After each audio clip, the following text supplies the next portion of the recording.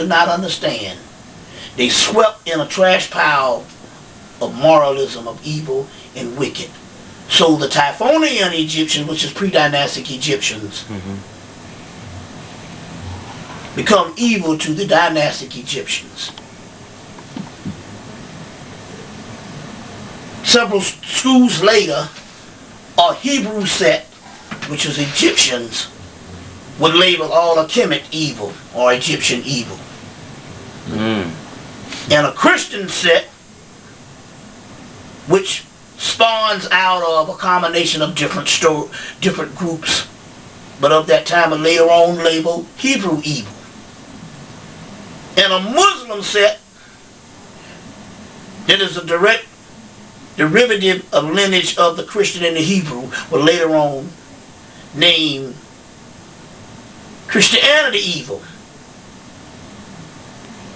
And all modern concepts of what is called religion will later on name all the ancient world evil. So first it started out with priesthood of scientific views, leveling the other aspect because they didn't understand certain practices that had gone on thousands of years before. Right. Meanwhile, you must understand this. This is not just a few years in contriving or making this thing happen. This is thousands of years. We're talking about the pre-dynastic aspect would be equivalent to almost maybe 10,000 years compared to the dynastic. It's just that old. So it is natural for them to come on the scene and things deteriorate, or certain mysteries of knowledge or misunderstandings. The knowledge would be lost and misunderstandings would occur, that they would start calling the other ones evil. Or we can go on to say this, that we exacerbated it more by not understanding that even those in the ancient world might have not been talking about the same kind of evil that we're talking about here. Because it is interesting here that all of the pharaohs that we look at, they're always standing between Horus and Set. And if they're standing between Horus and Set, then we ask this particular question. Were these polarities? Or was it wicked? Now, if we take the modern concept of religion, and we would have God and the archangels as we dare not call it a pantheon, because they're supposed to be monotheistic. Right. But we know that the archangels used to be the pantheon of the letters. Right. We would take these archangels, and they would be in the court of God. God, Jesus, the archangel. Okay. And you would call that the heaven realm. By no means would that pantheon ever have Satan among them present. Well, why is it that we could take the same Egyptian pantheon and Set is always present in the lineup of gods? Yep. Sure is. Then obviously, we're even looking at this thing from a standpoint of not understanding that they didn't view this same wickedness and these taboos of uncertainties and fear when it came to their deities. Right. You see what I'm saying? Right. At least the high priest didn't. Now there might have been some tricks played on the common folk, but which in this particular case the common folks can't never understand that no way. You see. So now, we're unraveling these things, and we've gotten beyond the spookism of understanding science at its core. That dark simply means, number one, more powerful, more ancient. You see what I'm saying? And ultimately, the doorway. You see what I'm saying? Because obviously, the enemy both the gods and the adversary on earth, you see, want to keep you away from it. So then if we understand that, then, so how now are we supposed to apply it against the enemy or to live then? Well, going deeper into the endeavors of knowledge, you find out even greater mysteries. That there's really no enemy. There's only role-playing and illusions set up by the architects or the gods in heaven that are pulling the strings in the first place. And you ultimately find out that those particular gods in the heavens no longer exist.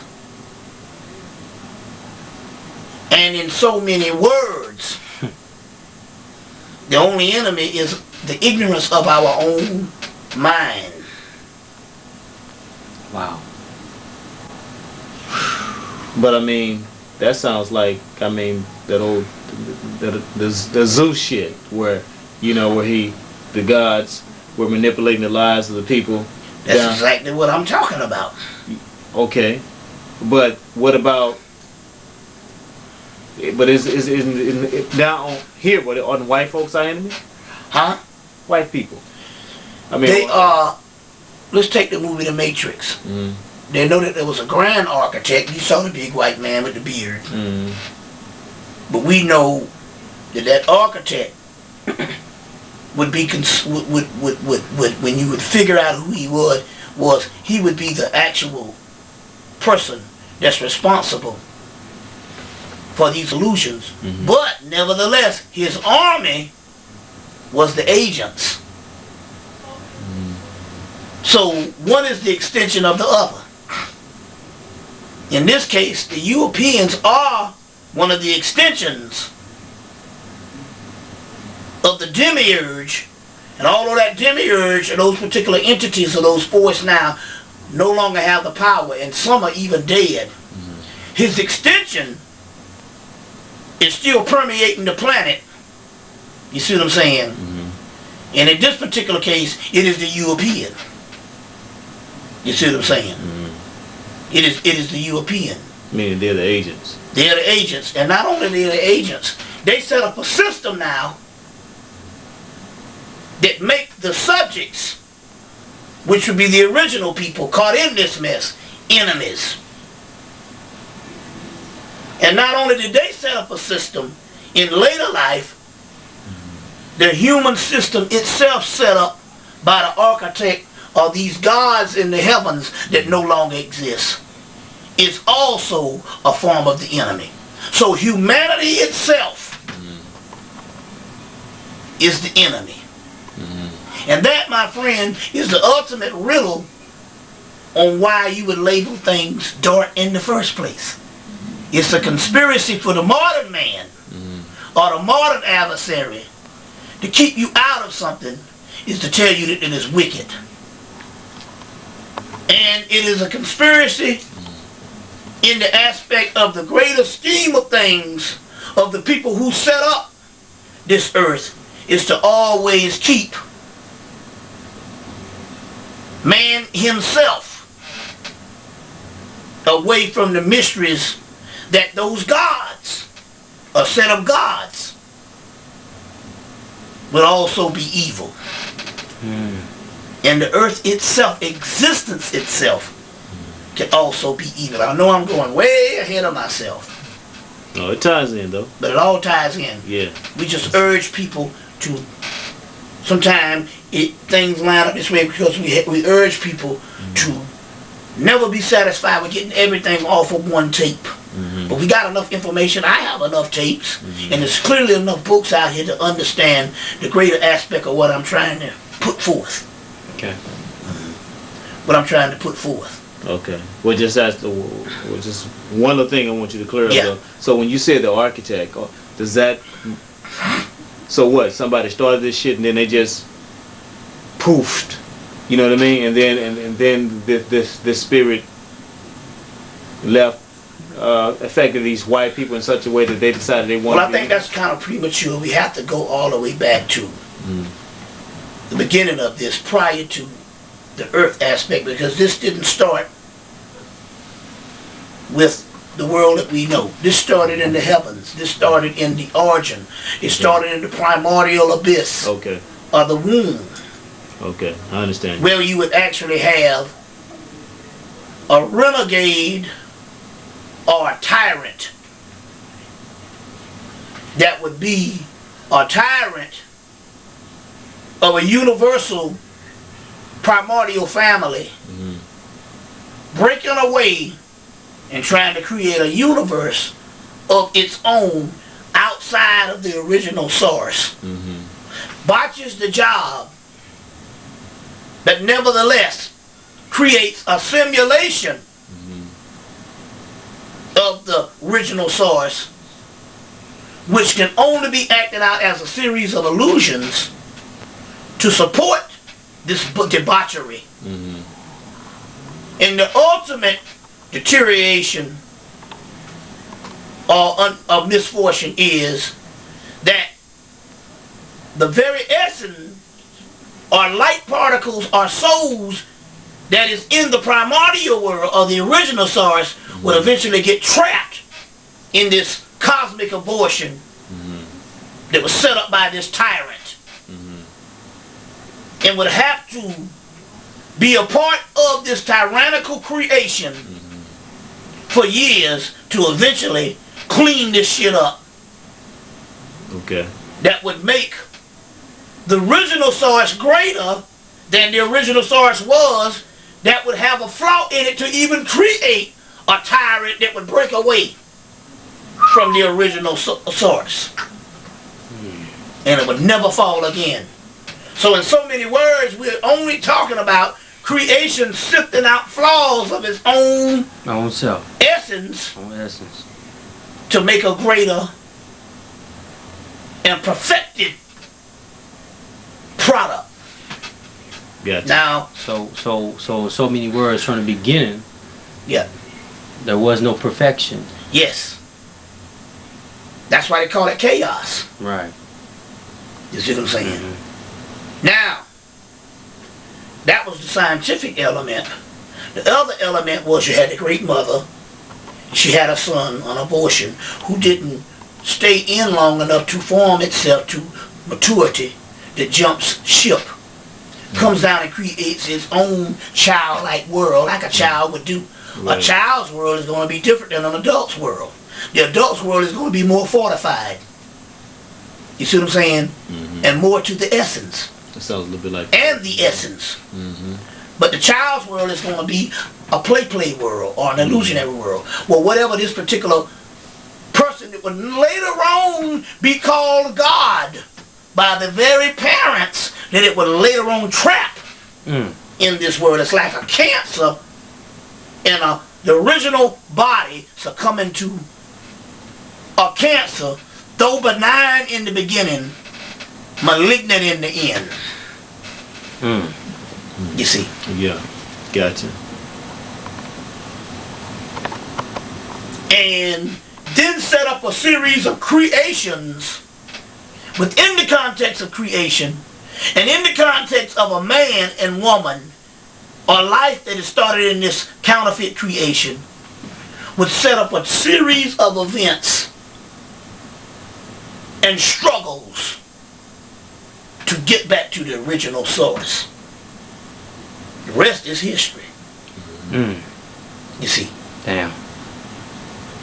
That's it in a nutshell. Yes.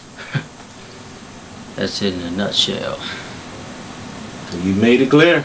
Any questions? Wow. So, with the original set, and I know there's different. You said the pre-dynastic period, then it's the dynastic period. So you saying that in the dynastic period, the Kamites in the dynastic period was basically ignorant. That's one aspect of it. I do you one better. Mm-hmm. One aspect of it is a history of people, the latter, becoming ignorant of the former. Okay. One aspect is a direct movement Mm-hmm. of cosmic forces that wants to sustain its abortion and inadequate creation, directly affecting a solution put into that abortion that would ultimately correct that abortion or that debauchery. Okay. So we also have a history of a group of conspirators, cosmic conspirators, called the Archons, the Demiurge. All this is in your Nag Hammadi library. Okay. Stuff dug up in 1945 in ancient Kemet, which is later day Coptic Kamite philosophy that is actuality the translated philosophy of the Meta into the Coptic. And if we finally get what the Pharaonic thought is really talking about, when we get it closer to a modern aspect of languages that later on will even lead to English, Latin, Greek, you see what I'm saying? Right. Aramaic, Hebrew, all the modern languages and stuff like that. You see what I'm saying? But we call that Nag Hammadi research, what the ancient person called it Gnosticism. Okay. Get Kirk Rudolph's book, Gnosis. Gnosis. I think it's Kirk Rudolph. As well as Bentley Layton's Gnostic Scripture, the Nag Hammadi Library, and so many books on Gnosticism, which is this modern day Egyptian. Okay. You know, so we're talking about actual pharaonic thought that in its hieroglyphic form it would be in fragments or either in lockdown in some museums of white folks, but in its Coptic form it's the same pharaonic thought.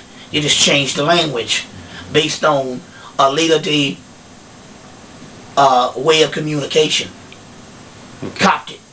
Okay. Coptic. You see what I'm saying? But the movement is called Gnosticism.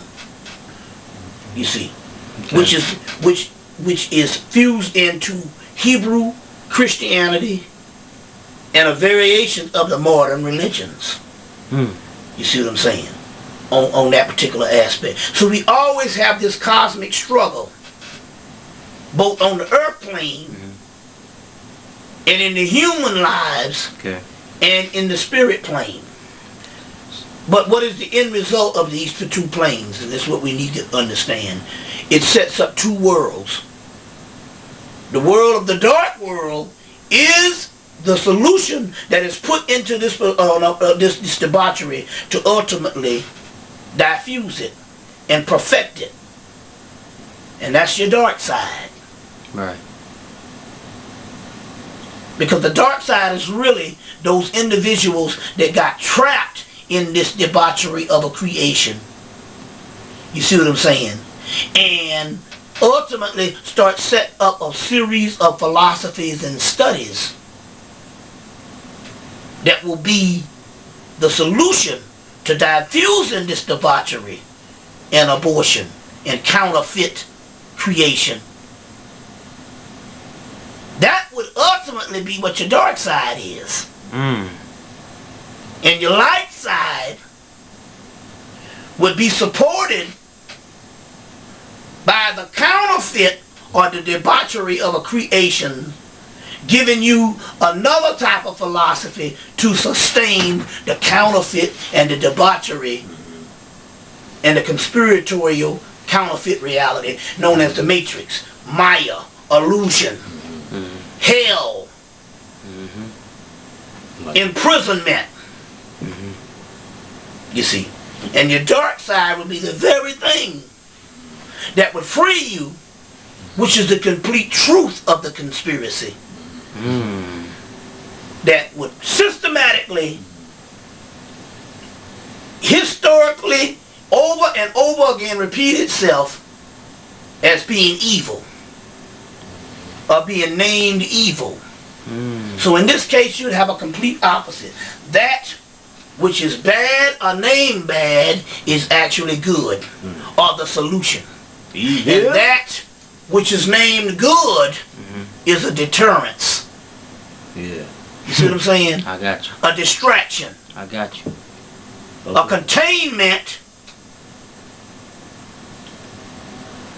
and a incarceration. You see what I'm saying? Okay. From the solution. Get it? Got it. Evil. You see. This is the basis of what modern religions are made up off of. All this shit is an illusion. So, damn. So it's almost like, to me, it's almost like the phrase, curiosity killed a cat. Yeah.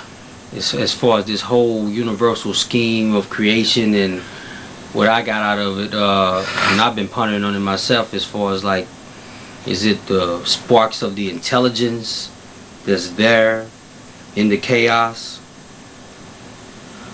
that makes this illusionary universe? I mean, no, it is the flaw okay, of the